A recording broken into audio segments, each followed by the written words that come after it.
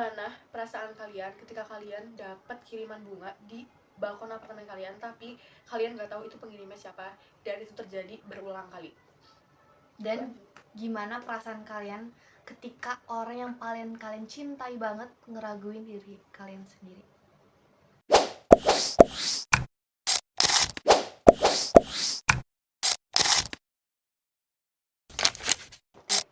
Hai semua, selamat datang di Ngobrolin Buku. Bersama saya Alicia dari 108 Saya dan Ratih dari 108. di sini kita berdua mau ngebahas buku-buku yang kita baca, dimana dua buku ini latar belakangnya sangat berbeda banget. Dimana buku aku ini latar belakang tentang sejarah. Kalau aku latar belakang buku aku ini menceritakan tentang kemisteriusan dari pernyataan cinta. Yes.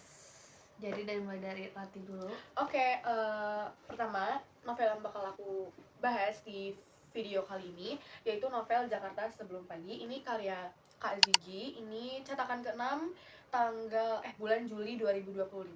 First impression aku ngelihat buku ini lucu banget guys. Soalnya pink dan di sini ada karakternya beneran rambutnya pink dan ada kayak roti kue gitu yang bakal ada kaitannya dengan cerita yang ada di dalamnya. Nah, untuk ketebalan novelnya ini nggak terlalu tebal. Terus pokoknya mari kita bahas. Nah, pertama novel ini itu menceritakan tentang kehidupan seorang anak cewek namanya Emina di sebuah apartemen yang ada di Jakarta. Nah, suatu hari itu dia mulai menerima bunga yang dikirimkan secara asing ke balkon apartemen dia. Nah, nama pengirim atau pesan apapun itu nggak ada sama sekali dan itu membuat Emina kebingungan. Sebenarnya siapa sih yang ngasih bunga ini? Dan itu tiap hari. Bisa dibilang sering, nggak tahu setiap harinya atau gimana karena di novel ini juga nggak dijelasin. Tapi anonim gitu. Yes, anonim dan lumayan sering katanya. Lalu karena rasa penasaran Emina yang tinggi nih, sebenarnya siapa sih yang ngirimin gue bunga ini? Kalian pasti juga penasaran kan? Nah, Emina mencoba cari tahu siapa yang mengirim bunga ini. Jadi, seiring berjalannya waktu, Emina mencari siapa sih pengirimnya. Dia ini menemukan 3 hal yang janggal yang menurut dia itu berhubungan sama pengirim bunga.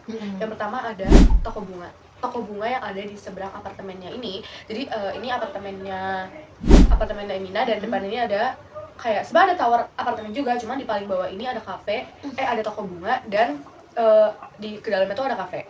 Nah, dia nemuin bunga yang mirip atau bahkan sama kayak bunga yang dia terima sering kali ini. Dan pada akhirnya dia nanya ke penjual bunganya ini. Kalau nggak salah nama bunganya itu hiasin mawar biru. Dia nanya, di sini jual bunga itu nggak? Penjual tokonya itu bilang, jual bibitnya aja. Cuman bisa kalau mau dijadiin buket bunga, tangkai bunga gitu. Ya, nah, akhirnya Emina nanya, ada nggak ya akhir-akhir ini beli atau bikin buket bunga di sini? Dan jawaban penjual tokonya itu nggak ada. Nah, itu yang pertama yang mencurigakan. Yang kedua, ada anak kecil yang dia mencurigakan juga karena dia sering bolak-balik di dekat apartemennya dan ternyata dia tinggal di dekat situ pokoknya. Dan ternyata dia ini bukan penjual, ya bisa dibilang dia yang melayani ketika ada pelanggan di toko itu. Jadi dia kerja di situ kayaknya. Nah, dia mencurigai karena dia sering bolak-balik lewat situ dan akhirnya si Emina ini nyamperin anak kecil ini namanya Suki, anak perempuan namanya Suki. Dia nanya, selama ini kamu bukan sih yang ngirimin? Ternyata cara ngirimnya teman-teman, ternyata si Suki ini dia tinggal di lantai apartemen bawahnya Emina persis. Jadi kayaknya tanya Emina, ini lantainya si Suki. Dan ternyata cara dia nerbangin bunga itu dia pakai balon. Dia pakai balon. Jadi kayak aku juga nggak begitu ngerti caranya gimana. Kayak katanya sih dari lantainya si Suki ini dia kayak nantolin bunga gitu diterbangin ke atas dan aku juga nggak tahu kenapa itu bisa nyampe. Terus yang ketiga ada hal yang mencurigakan yang terakhir, yaitu ada tetangga dia yang bisa dibilang private, rahasia, tertutup, dan itu sering dicurigai karena surat-surat yang dikirimin dari anonim ini menyangkut kayak kehidupan Emina selama ini di apartemen. Jadi kayak mungkin ada sedikit kode-kode kalau misalkan dia ada di apartemen ini juga gitu. Nah, akhirnya setelah dia pencarian itu si Emina ini berani ingin Suki selama ini. Kayak akhirnya ditunjukin lah yang bisa dibilang kayak pengirim, tapi sampai akhir di novel itu nggak dikasih tahu nama pengirimnya tuh bukan pengirim, nama yang dicurigai yang sering muncul di novel ini tuh Abel. Nah ternyata Abel ini memang tertutup teman-teman, jadi dia kayak nggak tahu, ternyata aku baca tuh kayak dia ada trauma yang takut dan dia nggak mau muncul gitu loh di depan si Emina. Dan pada akhirnya Emina itu nyamperin si Abel. Terus Dia cuma kayak nanya, selama ini kamu ya yang ngirimin, bisa dibilang kayak dia jawabnya kayak nggak langsung iya gitu loh, cuma kayak bisa dibilang iya bisa dibilang enggak, karena sampai akhir juga nggak tahu kan. abu-abu gitu. Yes, abu-abu gitu, dan Emina juga nggak tahu. Terus perjalanan mencari ini menjelajahi banyak kota Jakarta di malam hari, karena di malam hari itu kan ramai ya, tapi dia benar-benar nyari sebenarnya siapa sih yang ngirim bunga ke aku. Nah seiring berjalannya waktu dia bisa bilang temenan, bisa bilang deket, tapi nggak jelas hubungannya. Jadi dia akhirnya temenan, kayak lebih mengenal satu sama lain. Nah endingnya teman-teman, endingnya ini Abel pergi. Kepergian dia itu tanpa kejelasan. Dia nggak bisa dibilang, penulisnya ini nggak ngasih tahu kalau siapa sih sebenarnya penulis dari surat-surat dan pengirim bunga. Tapi yang muncul di novel ini seringkali adalah Abel, dan sering dicurigai adalah Abel pengirimnya.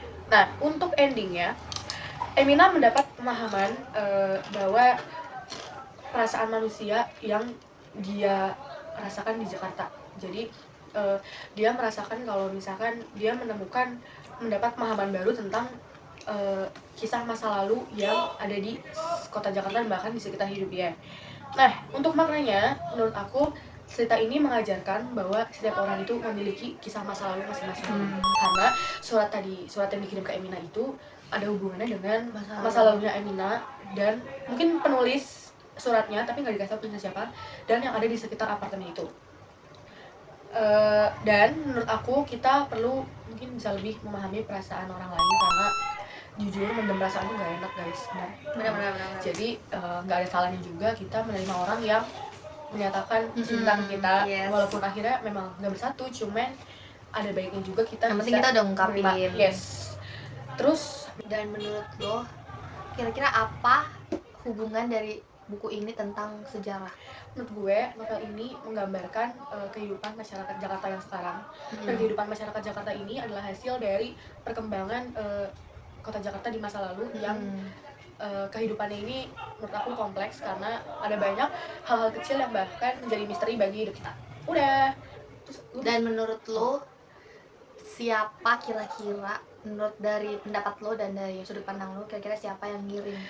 Jujur gue berspekulasi besar ke Abel, karena kenapa tuh? Kenapa dari scanmate dari 3 itu ada toko bunga, ada anak kecil, ada Abel, kenapa lu ngirimnya Abel? Ya ini bukan menyatakan cinta ya, lebih kayak ke ngejelasin kayak aku di sini gitu. Tapi dia nggak bilang kalau pengirim suratnya itu Abel, dan penulisnya juga nggak ngasih tahu ya guys. Jadi kayak penulisnya pengen bikin kita kayak berandai-andai sebenarnya siapa sih. Tapi menurut aku sih Abel. Oke, sekian bahas novel dari aku, Jakarta Sebelum Pagi. Sekarang kita lanjut ke novel kedua. Oke guys, kita sekarang akan ngebahas buku yang kedua. Kira-kira akan bahas cerita tenaga gak nih? Oke, jadi aku akan ngebahas salah satu karyanya Seno Gumira Aji Dharma, yaitu dia nerbitin buku namanya Kitab Omong Kosong. Jujur pertama kali aku ngeliat ini nih bener-bener kayak mikir 2 kali buat baca ini, karena ini kayak tebel, kurang lebih kalau nggak salah 400-an halaman, dan covernya begini, latar belakangnya sejarah, jadi kayak mikir 2 kali buat baca ini, kayak takut bosen. Tapi after gue baca ternyata banyak banget quotes-quotes yang bagus, terus juga makna-makna yang deep banget soal cinta. Oke, kita mulai aja ya. Karena ini jujur bukunya tebel dan banyak banget nih pembahasannya, kalau nggak salah 3 bab, dan ini di dalam bab itu masih dijelasin lagi. Jadi ini cerita itu kayak bertumpuk, ada cerita di dalam cerita. Nah mungkin kalau aku jelasin ini bakal panjang ya, aku jelasin semua. Jadi aku akan jelasin yang paling menarik banget menurut aku, yaitu dimana di bab pertama, yaitu bab judulnya Persembahan Kuda, dimana adalah reinterpretasi dari ceritanya Ramayana. Menurut lu ketika lu denger Ramayana, apa yang lu tahu? Jujur aku nggak pernah tahu kalau ada sebuah kisah namanya Ramayana. atau mungkin akunya aja yang kurang berpengetahuan. Mm-mm. Jadi begitu denger ya toko baju. Aku pertama kali denger pertama kali denger Toko baju. guys. Oh, oke. Karena gue nggak tahu kalau misalkan di kisah Ramayana ini ternyata kisah Oh sejarah iya, tahu gitu tahu loh. tahu tahu. Oke. Jadi ini dia kayak ngisahin tentang isinya tentang kisah Ramayana, dimana bermula dari Rama dan Sinta ini seorang pasangan yang bahagia banget. Dia di sebuah kerajaan yang gede banget namanya kerajaan Ayodhya. Terus sampailah ke satu titik konflik di mana itu ngerubah ngerubah hubungan mereka berdua dan keluarga mereka. Yaitu dimana ada seorang siluman namanya Rahwana. Dia ini nyulik Sinta dan bertahun-tahun akhirnya si Rama merangin si Rahwana, terus akhirnya berhasil, Sinta direbut, dan dari situlah konflik terjadi, dimana rakyat-rakyatnya ini mempertanyakan kesuciannya Sinta, termasuk si Ramanya sendiri. Kira-kira kayak, karena notabene ini si Rahwana ini terkenal tuh jelek banget, udah siluman jelek, kepribadiannya juga jelek, dia tuh katanya suka main perempuan. Gak banget guys. Jadi Rama itu meragukan si Sinta karena gitu. Nah jadi karena udah dikenal begitu, akhirnya rakyatnya ini suruh ngetes. Akhirnya untuk membuktikan, singkat cerita, si Sinta ini suruh masuk ujian api, di mana ada api. Dia suruh masuk ke dalam api, dan kalau misalnya dia masih utuh, dia masih suci. Kalau misalnya dihangus, berarti dia gak suci. Menurut lo, setelah after si Sinta masuk ke dalam api itu, dia bakalan hangus atau Kayaknya sih enggak kayaknya nggak mungkin nggak sih istri dari seorang raja itu udah nggak suci. Jadi menurut gue masih suci. Menurut gue. jadi hangus? Iya, nggak hangus. Betul banget. After dia masuk perapian itu benar-benar dia masih utuh, sehat walafiat, dia masih utuh, nggak kehilangan anggota badan apapun, dan dia selamat. Artinya dia masih suci. Nah, after dari itu akhirnya dia pergi karena dia ngerasa harga diri dia tuh kayak udah dimainin gitu. Dia kira pergilah ke hutan dan mengasingkan diri. Nah, kira-kira gimana kelanjutannya? Penasaran nggak? Menurut konteks sejarah, buku ini itu kan latar belakangnya kerajaan kan. Terus dimana raja itu ya dia itu nggak cuma mimpin doang, tapi dia juga sebagai panutan buat rakyat-rakyatnya. Jadi zaman dulu itu kehormatan itu, kepercayaan masyarakat itu bener-bener mempengaruhi banget sama kekuasaan dan martabat kerajaan tersebut. Dan nilai-nilai yang dipegang sama si Rama dan Sinta ini benar-benar bertolak belakang sih, kayak berbeda banget. Karena dimana si Rama sebagai seorang raja, dia megang banget nilai sebuah kehormatan, dan juga dia megang nilai sebuah tanggung jawab yang tinggi. Dan juga Sinta di sisi lain dia megang nilai kesetiaannya dan juga kepercayaan dan harga dirinya. Jadi benar-benar berbeda banget. Dan menurut aku melalui cerita ini, penulisnya itu mengkritik kalau sebuah sistem itu bisa mengorbankan perempuan. Karena gimana ya, Sinta itu kan disuruh ngorbanin diri kan. Betul. Untuk membuktikan kesuciannya. Di sisi lain si Rama itu gak disuruh melakukan apa yang sama melakukan Sinta. Jadi ini tuh kayak standar ganda gitu loh. Jadi kayak mengorbankan perempuan menurut gua. Dan bagian yang paling mengharukan banget menurut gua, dimana tadi kan gue cerita kalau si Sinta itu bukan kabur sih, dia mengasingkan diri ke hutan. Bagian yang paling mengharukan menurut gue itu dimana dia itu ke hutan dalam posisi hamil anaknya Rama. Jadi dia di hutan itu selama berbulan-bulan, dia panas-kepanasan, hujan-kehujanan, dingin-kedinginan, lapar-kelaparan, pokoknya semua lah. Terus di cerita ini juga diceritain kalau badannya ini sampai luka-luka, kena duri segala macem. Akhirnya dia singkat cerita terkapar lemas, ditemuin sama seorang kakek. Dia seorang resi atau apa ya, bisa dibilang tukang cerita keliling, dimana ceritanya itu yang diceritain bisa jadi kenyataan. Paham. Dan namanya itu Walmiki. Dan setelah dirawat, si Sinta ini melahirkan lah anaknya Rama nih. Dan ternyata anaknya kembar, ada 2, namanya Lawa sama Kusa. Nah terus dia itu suka mengembara gitu, mengembara sapi, kambing apa domba gitu kalau nggak salah. Nah terus lagi padang rumput, ngembara berdua Lawa dan Kusa, tiba-tiba di sini adalah titik pertemuan di mana si Lawa dan Kusa ini ketemu sama ayahnya. Bermula dari sini, di mana pas lagi dia main di padang rumput, dia ketemu sama seekor kuda putih, dimana kuda itu ternyata kuda persembahan kerajaan ayahnya sendiri, yaitu kerajaan Ayodhya. Nah terus jadi dilihat tuh kan kudanya lagi lari. Terus karena notabene si Lao dan Kusa ini adalah keturunan seorang raja, jadi dia punya kesaktian gitu buat ngeberhentiin kuda itu, karena benar-benar kuda itu larinya katanya kenceng banget. Dan FYI aja, seluruh wilayah yang kuda itu lewatin itu semua bakalan ditaklukin abis sama kerajaan Ayodhya, karena itu kayak buat persembahan kerajaannya gitu, buat dewa-dewa di atas katanya. Nah mengetahui kudanya itu berhenti, si prajuritnya ini kayak keheranan gitu kan, akhirnya dicari dan ketemu tuh, ternyata lagi dimandiin sama Lawa sama Kusa. Kudanya? Iya kudanya. Nah terus abis itu, masa prajuritnya dimandiin? Terus abis itu si kerajaan ini ngomong, prajurit ini ngomong, balikin kudanya, itu milik kuda Ayodhya, itu kuda persembahan, nggak boleh dimandiin atau dimilikin gitu lah. Terus si Lawa dan Kusa ngomong kayak, enak aja, nggak bisa, ini tuh di padang rumput, berlakunya hukum rimba, siapa cepat dia dapat. Intinya mau dimiliki ya kudanya. Ya kudanya itu milik mereka karena dia duluan yang nemuin gitu. Akhirnya dari situ terjadilah konflik dimana mereka perang tuh. Terus abis itu lawan kalah. Akhirnya adiknya si Rama ini namanya Laksamana, dia ini seorang panglima tempur, dan dia udah banyak banget ngalahin kerajaan-kerajaan yang hebat-hebat, yang tinggi-tinggi. Dia juga ngalahin panglima juga, dia juga udah banyak banget pokoknya. Dia ini datang karena kayak ini pasukan gak becus ngelawan dua bocah kayak gini doang. Akhirnya didatengin, terus dia manggil banyak banget jin-jin yang apa ya, jin-jin yang sakti buat ngelawan mereka berdua, tapi tetep aja kalah. Akhirnya Laksamana dia udah gak ada cara lain, dia akhirnya ngelawan si mereka berdua ini. Dan menurut lo Laksamana menang gak ngelawan si Lawa dan Kusa, atau justru kalah? Karena kan banyak banget tuh sampai jin-jin yang kuat juga dikalahin sama Lawa dan Kusa. Menurut lo dia ngelawan Lawa dan Kusa ini menang gak? Menurut gue dia bawa pasukan ya, bawa jin-jin ya, si Laksamana. Iya bawa, tapi dikalahin. Akhirnya Laksamana turun tangan sendiri. Menurut lo dia bakalan menang gak lawan Lawa dan Kusa? Kayaknya sih mungkin menang, karena apa? Karena kan jin-jinnya udah kalah, dan jin-jinnya itu pasti yang bukan yang ngendaliin, maksudnya dari si Laksamana ini kan. Kalau Laksamana sendiri mungkin bisa jadi menang, cuman bisa jadi kalah karena dua anak kembar tadi itu anaknya raja. Jadi menurut gue kalah ya. Salah jawabannya. Jawabannya nggak menang nggak kalah. Dia itu lebih ke apa ya, dia terhimpit mau kalah. Dan disitu Laksamana belum tahu kalau ternyata Lao dan Kusa ini adalah anaknya kakaknya sendiri. Jadi dia belum tahu. Akhirnya dia udah capek kan, katanya perangnya itu kalau nggak salah sampai semingguan.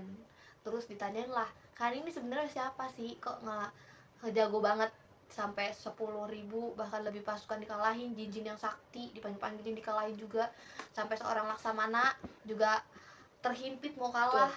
Terus dijawab lah sama si Lawa dan Kusa ini, katanya, perkenalkan, nama aku Lawa dan Kusa, ibuku namanya Sinta dan ayahku adalah Rama. Di situ Laksamana kaget karena dia, lu ini ponakan gua, ini adeknya, ini apa, dia anaknya dari kakak gua gitu kan. Akhirnya diajak dia ke Ayodhya buat ketemu sama ayahnya. Singkat cerita, panjang perjalanan mereka jalan ke Ayodhya itu, orang-orang ngeliat kayak, nih anak mukanya mirip banget sama si Rama, raja kita gitu kan, jangan-jangan ini anaknya Rama nih gitu kan. Terus akhirnya pas udah nyampe ke kerajaannya, Rama yang ngeliat mukanya bener-bener mirip sama dia bener-bener kayak, dia sampai kaget, shock, dan dia terduduk lemas katanya. Terus katanya diperkenalkan dirinya, nama saya Lawa, nama saya Kusa, ibu saya Sinta, ayah saya Rama.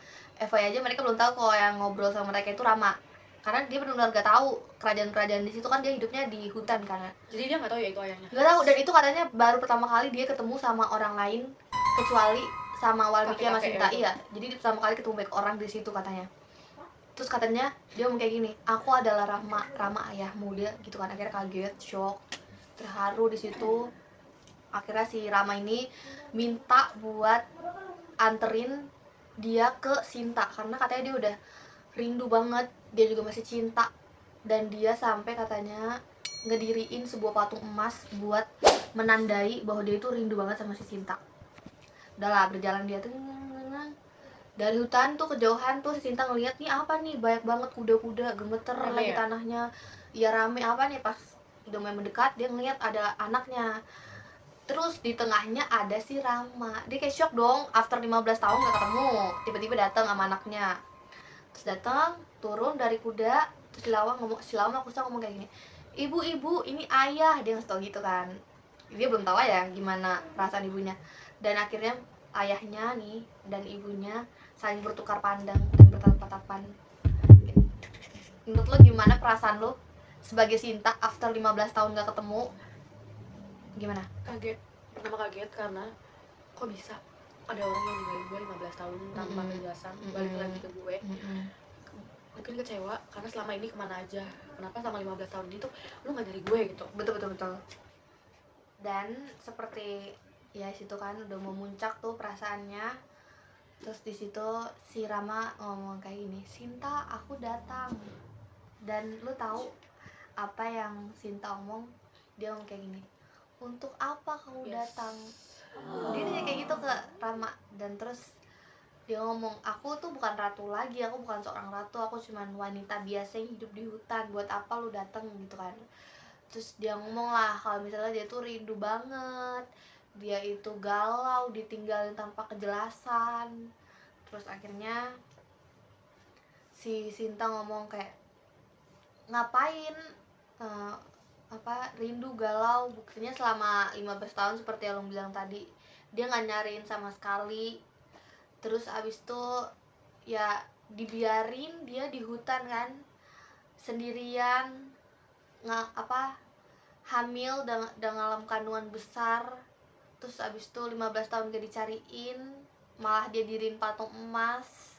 Itu benar-benar kayak ngapain. Terus abis itu si Rama ngomong kayak gini, aku datang bukan buat bertengkar Sinta, kayak gitu kan. Tanya aja deh sama Laksamana kalau aku tuh masih kalau aku tuh rindu banget sama kamu gitu katanya kan. Aku datang tuh buat bertengkar. Gini aja deh, sekarang aku tanya sama kamu. Si Rama ngomong kayak gitu, kamu tuh masih suci nggak sih sebenarnya? Gede banget di situ bacanya kayak, ini si Rama ya udah after 15 tahun gak ketemu segala macem, tiba-tiba masih nanyain kesuciannya. Dan akhirnya di situ udah gondok banget kan si Sinta kayak, lu dateng jauh-jauh dari Ayodhya setelah lama gak ketemu, lu cuman masih nanyain pertanyaan itu aja. Jadi di situ akhirnya Sinta udah gondok banget, dia udah kesel banget, dia udah inget banget dari dulu. Dia banyak banget ya di buku ini mempertanyakan cintanya si Rama, kayak buat apa gitu loh kesuciannya. Harusnya kan dia bisa nerima apa adanya, karena cinta itu harus nerima apa adanya kan, gak harus sempurna ya kan. Dia masih kayak, ini kesel banget, gondok banget. Terus dia ngomong kayak gini sama si Rama, dia kira bersumpah di depan Rama nih karena dia udah kesel banget dan dia marah karena berulang kali ditanyain. Dia ngomong kayak gini, demi Dewi Bumi yang melahirkan diriku, biarlah aku ditelan tanah yang merekah, hilang lenyap selama-lamanya. Jika diriku memenuhi tuntutan kesucian, kuucapkan sumpah ini Rama, untuk menunjukkan betapa kesucian tidak mungkin diabadikan kepada kuasa keangkuhan. Dan lo tahu after dia nyebutin itu, tanahnya bergetar, terus kebuka, Sinta langsung turun ke bawah, langsung ketup lagi, udah hilang dia lenyap. Jadi suci ya? Suci kan tanahnya, kalau dia ditelan bumi berarti tanah dia suci. Di situ Lawa dan Gusa langsung nangis, kejar mukul-mukul tanah, ibu, karena seorang anak laki-laki kehilangan ibunya pasti sedih banget dong. Dan itulah endingnya. Dan lu tahu after kejadian itu semua, lu tahu Walmiki tadi sama kakek, dia keluar dari rumah yang ditinggalin sama mereka berempat itu. Dia datang pelan-pelan, terus dia ngomong sama si Rama ini. Dia ngomong kayak gini, kembalilah Raja, kalau engkau bisa hidup 15 tahun tanpa Sinta, engkau akan mampu hidup tanpa Sinta untuk seterusnya. Bener gak? Bener kan? Kembalilah ke Ayodhya, aku masih harus menamatkan cerita, gitu katanya. Karena kan dia tukang cerita keliling. Nah itu adalah endingnya. Dan dari situ akhirnya gue belajar kalau misalnya tekanan dari orang-orang tuh, dari masyarakat itu bisa berpengaruh buat keputusan kita sendiri. Bahkan kita bisa ngorbanin apa yang paling berharga menurut kita karena tekanan sosial. Dan menurut gua novel ini juga ngajarin kita bahwa cinta tanpa kepercayaan itu ya cuman ngelukain doang, ya kan Irong?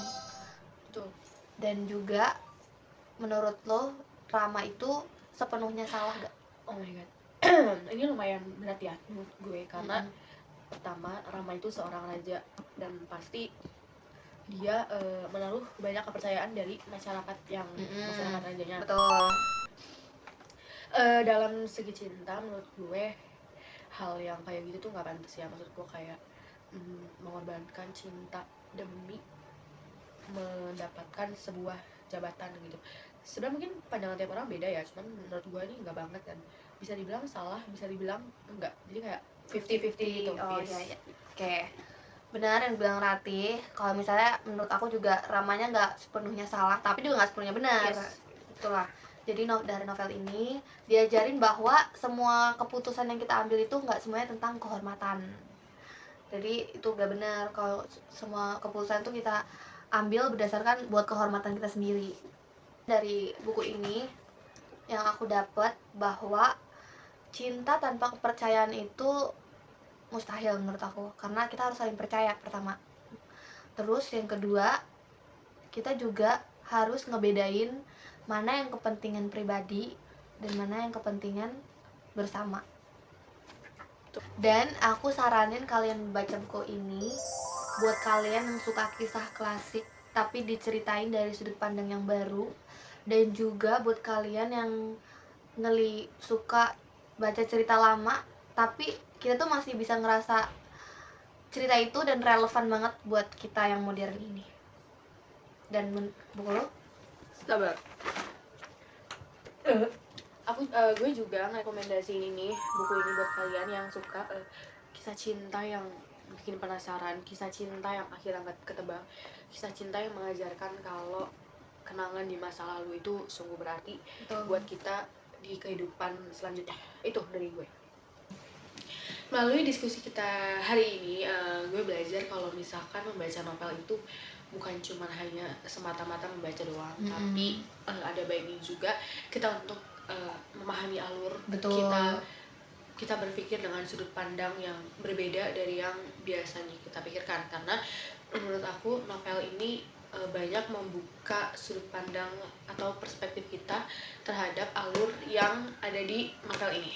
Dan kita juga mau diskusi ini mengajak kalian semua buat membuka perspektif baru dan lebih peka lagi terhadap sebuah makna di balik sebuah cerita. Oke teman-teman, terima kasih udah nonton Ngobrolin Buku. Sampai jumpa di diskusi selanjutnya. Dadah. Bye. Jangan biarkan ku di sampingmu, berkuranglah satu jiwa yang sepi.